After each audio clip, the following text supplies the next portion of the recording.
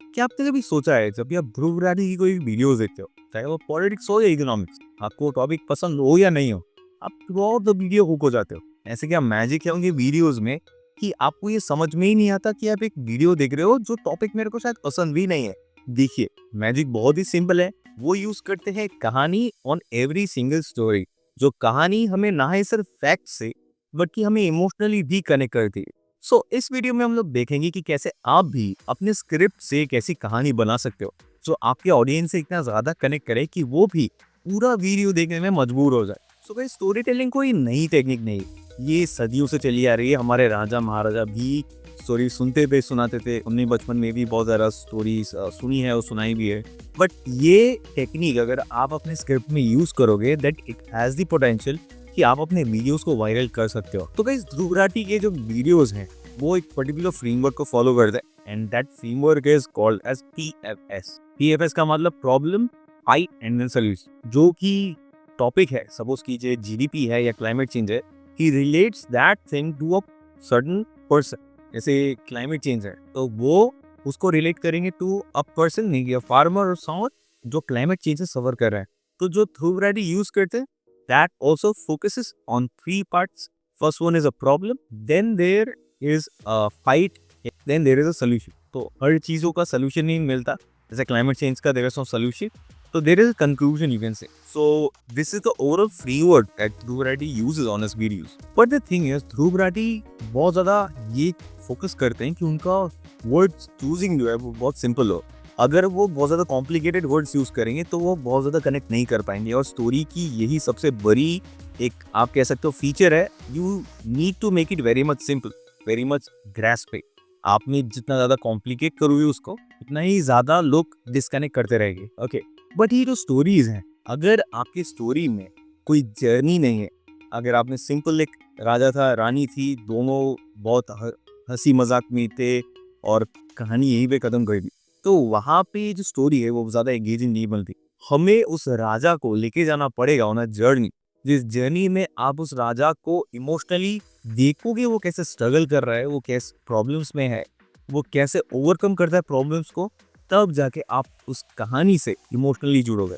Then there is the framework called as a hero's journey, जो ध्रुव राठी बहुत ज़्यादा use करते हैं। ये कैरेक्टर जो है वो सिर्फ उसकी बैक स्टोरी से ही खत्म नहीं करते, वो उसे एक जर्नी देते हैं, उस जर्नी पे लेके जाता है। और in the next part we will see कि कैसे आप एक जर्नी क्रिएट कर सकते हो, and specially the heroes journey. So guys, without a challenge, a movie और अ वीडियो जो भी आप देखोगे, a story is literally boring. अगर कोई चैलेंज नहीं फेस कर रहा है हमारा मेन कैरेक्टर, तो आप उसे इमोशनली कनेक्ट ही नहीं करते। जैसे मैंने कहा कि अगर आप किसी फार्मर की बैक स्टोरी देखोगे, वो वहां पे जन्मा, वहां पे डेड हो गया, then there is no emotional attach. But मैं क्यों सुनूं उसको, जब तक आप वहां पे चैलेंज या फिर आप वहां पे एक प्रॉब्लम इंट्रोड्यूस ना करो।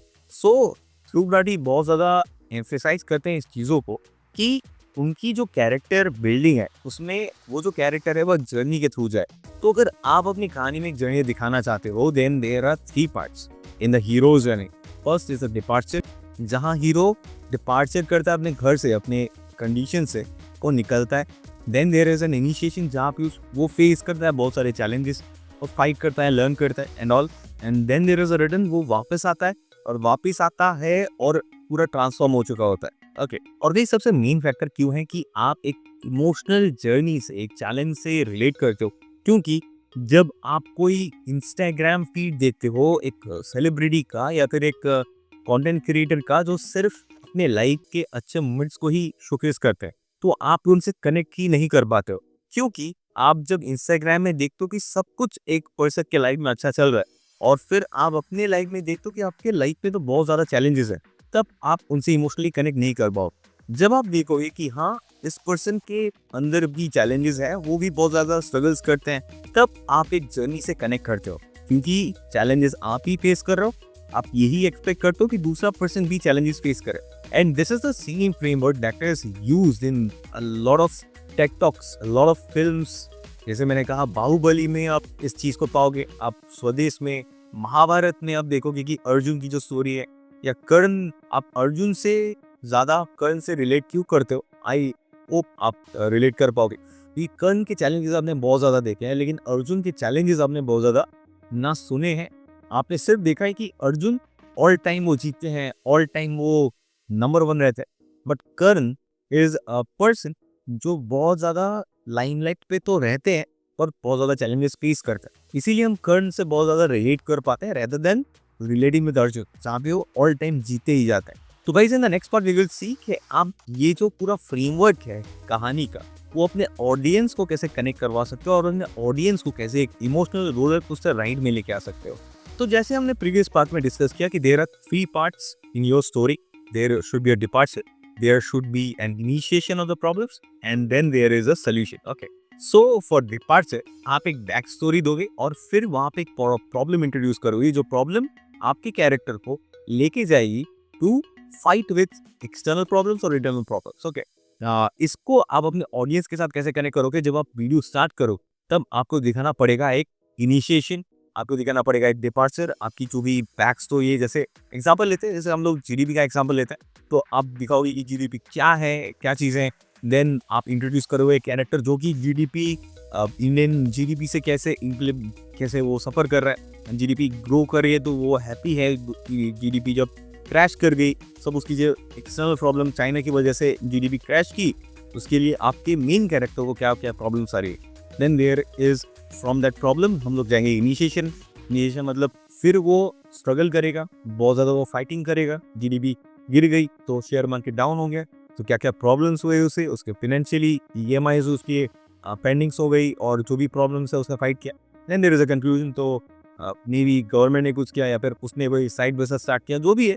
Then there should be a conclusion जिसने आपके कैरेक्टर को एक एंड गोल दिया या फिर आपने कैरेक्टर को एक एंडिंग दी, चाहे वो अच्छा हो या बुरा हो। मे बी उसने सुसाइड कर लिया या फिर वो इतना बड़ा हो गया कि उसने खुद ने इंडिया को ग्रो कर दिया, स्टॉक मार्केट को ग्रो करके।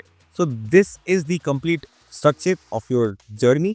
और अगर आपको अपने वीडियो में ये डालना है तो आपको भी 3 पार्ट्स याद रखनी पड़ेगी। आपके ऑडियंस को सबसे पहले एक बैकग्राउंड स्टोरी मिले, then your audience should involve in the fight, and then your audience should get a conclusion from your video. तो गाइज अभी अगर आप सोचो कि अगर आप एक बर्गर खरीदना चाहते हो तो उस बर्गर खरीदते वक्त आप ये सोचोगे कि उस बर्गर में कितनी प्रोटीन मिलेगी, कितना कोलेस्ट्रॉल है, कैसे फ्राइड किया होगा, तो ये सब आप सोचोगे। या फिर आप सोचोगे कि जब मैं उसको खाऊंगा मुझे कैसा फील होगा, मुझे कितना इंजॉयमेंट मिलेगा। This is the same thing कि हम सबसे पहले अपने दिल से सोचते हैं rather than thinking from our heads.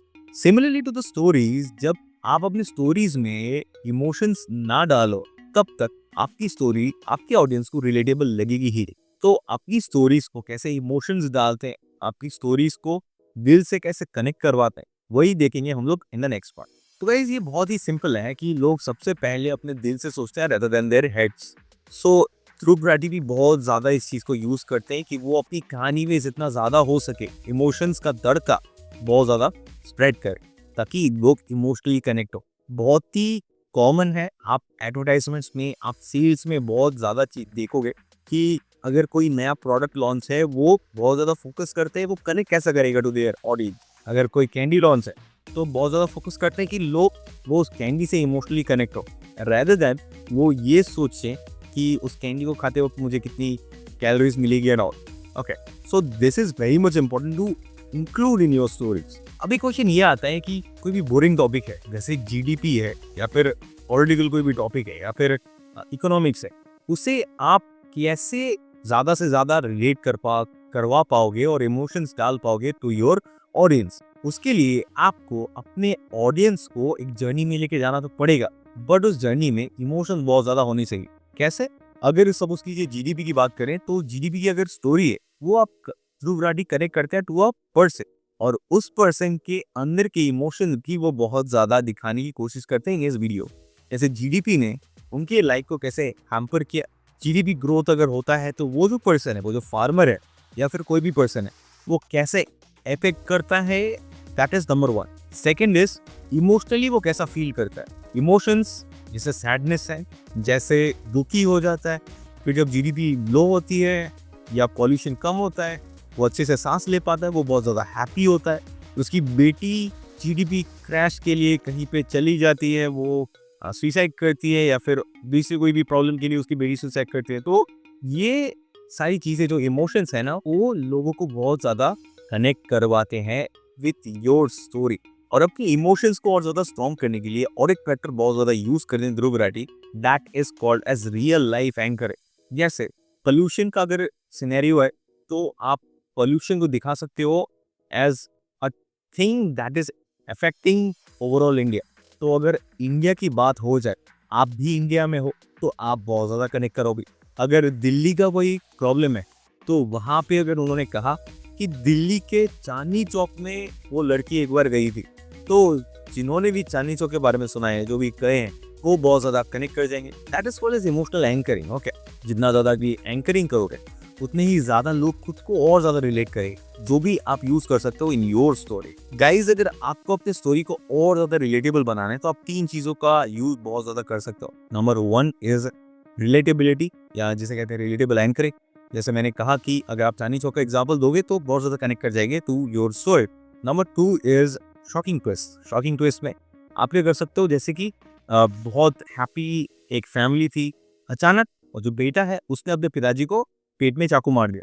तो इससे क्या होता है ना, बहुत ज़्यादा कनेक्शन बिल्ड हो जाता है with your audience. Okay, and number 3 is then comes your deep feelings. जैसे एक बहुत डीप लव है कि दो कपल के बीच में, और बहुत ज़्यादा डीपली आप उसको नर्चर करोगे, तो भी आप बहुत ज़्यादा कनेक्ट करते हो to your audience. Okay, now guys, इस पूरे चीज़ों को कैसे आप और ज़्यादा रिलेटेबल बना सकते हो और कैसे आप रिटेंशन को बूस्ट करवा सकते हो अपने ऑडियंस की, वो डिस्कस करते हैं in the next part. So there is a very secret weapon that is called as retention curve, जो कि ध्रुव राठी बहुत ज़्यादा फोकस करते हैं।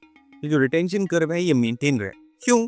क्योंकि कुछ टाइम बाद जब आपकी ऑडियंस समझ जाए कि ये चीज़ मेरे से ज़्यादा रिलेट और नहीं कर रही है, तो वो डे ड्रीमिंग करने लगती है। तो ध्रुव राठी बहुत ज़्यादा एम्फेसाइज करता है। ध्रुव राठी नहीं, आप बहुत ज़्यादा बड़े क्रिएटर्स को, जैसे मिस्टर बीस्ट की भी कोई भी वीडियोस को अगर आप देखोगे, तो आप देखोगे कि there is a thing called as time release hook system. तो उस टाइम रिलीज हुक सिस्टम में क्या होता है, 30 सेकंड्स और 60 सेकंड्स के बाद एक मिनी ट्विस्ट, एक प्लॉट्स चेंज होते रहते हैं। छोटे छोटे ट्विस्ट क्या होते हैं, लोगों के रिटेंशन जब ड्रॉप होने लगता है ना, तब वो क्या करते हैं, फिर से रिटेंशन को बूस्ट करने के लिए एक नया हुक ऐड करते हैं, एक नया चैलेंज ऐड करते हैं, एक नया ट्विस्ट ऐड करता है। ये सारी छोटी छोटी चीज़ें जो है, वो रिटेंशन को मेंटेन रखने में बहुत ज़्यादा हेल्प करती है। और एक टैक्टिक जो मैं आपको बताना चाहता हूँ, that is called as mini conflicts. इस मिनी कॉन्फ्लिक्ट्स का भी यूज आप कर सकते हो to boost your retention. Okay, mini conflict का मतलब क्या है?